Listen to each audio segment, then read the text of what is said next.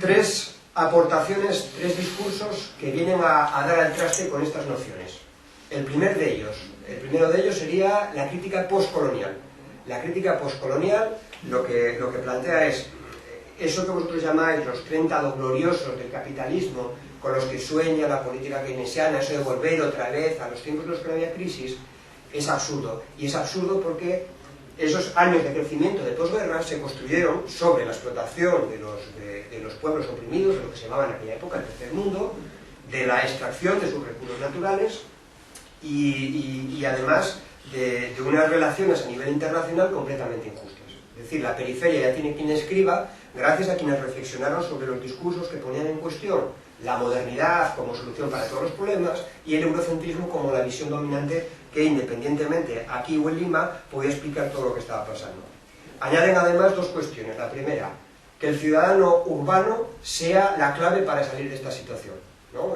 Tenemos que empezar a pensar en términos rurbanos, conectar las luchas campesinas, que son las que pueden ofrecer soluciones a la mayor parte de la población, con las luchas en el campo urbano. Es decir, hay que redefinir el sujeto revolucionario y la visión que tiene de qué es la transformación social. Y además nos recuerda que las políticas migratorias son clave en lo que está pasando, ¿no? Desde este discurso diríamos, la reforma laboral fue previa y se llamó ley de extranjería, porque la ley de extranjería permitió la expulsión de buena parte de la población inmigrante que había venido aquí a trabajar en la construcción y en los empleos más precarios. Es decir, antes de que nos aplicasen a nosotros esas medidas, expulsamos a inmigrantes en condiciones precarias. Y ahora nos aplican a nosotras la vivencia que tenían los trabajadores inmigrantes que no tenían contrato, que no sabían cuándo iban a perder y que eran además explotados y despreciados en sus puestos de trabajo, ¿no? Esa rabia que ahora sentimos cuando nos tratan a la baqueta, ya lo hacían antes, pero ahora ya con el amparo de esa reforma laboral, era la experiencia vital de la población inmigrante que había venido a Asturias. Segunda aportación que yo creo que es fundamental para construir discursos alternativos. Lógicamente está el ecologismo. El ecologismo dice que la economía solo es una parte de la realidad y ni mucho menos la más importante, porque está la crisis energética, los límites medioambientales, el hecho de que la vida está puesta en cuestión por este sistema. Entonces, la crítica ecologista nos recuerda que no tiene sentido, por ejemplo, salir de la crisis invirtiendo en la industria del automóvil, porque la industria del automóvil se sustenta sobre los combustibles fósiles que tienen un límite, que son contaminantes y que encima no resuelven nuestro problema de movilidad. Y además apuntan a soluciones, por ejemplo, como la soberanía alimentaria. Es decir, vamos a ver, no puede estar al mismo nivel fabricar láminas para que ArcelorMittal especule en los mercados internacionales que producir los tomates y las lechugas que tenemos que comer para sobrevivir. Es decir, hablar de soberanía alimentaria es fundamental para empezar a recuperar autonomía productiva. Preocuparnos de las cosas que nos dan de comer y no tanto de lo que nos dicen los economistas, que solo es una parte del mercado y de la realidad económica. Último discurso de este recorrido, grosso modo, el discurso feminista, que yo creo que aporta en términos económicos pues una crítica que es radical, ¿no? Cuando hablamos de que el capitalismo supone crisis de los cuidados, lo que nos dice la economía feminista, muy rápidamente, es que la economía, el mercado, solo se ocupa de un tercio de lo que es la economía real. Los otros 2 tercios, como si fuese un iceberg, es la economía relacionada con los trabajos reproductivos, con que lleguemos planchadas y lavadas al puesto de trabajo. Es decir, lo que hace la economía neoliberal es coger la sociedad, reducirla como si fuese toda la economía, y de la economía solo se queda con los mercados. Hay una doble reducción.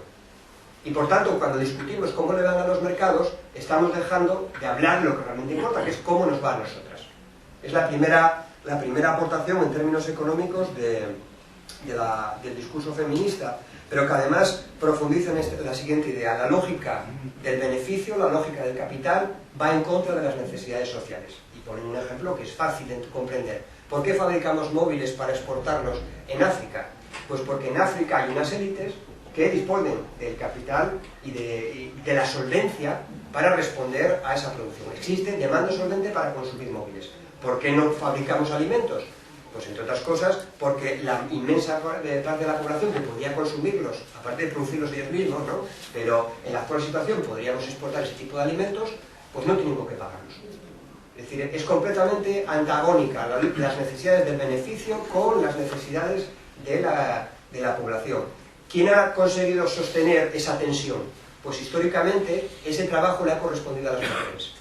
Es decir, el trabajo de las mujeres, normalmente en el ámbito doméstico, pero no solo, porque las mujeres realizan trabajos asalariados como los hombres desde el comienzo de la Revolución Industrial.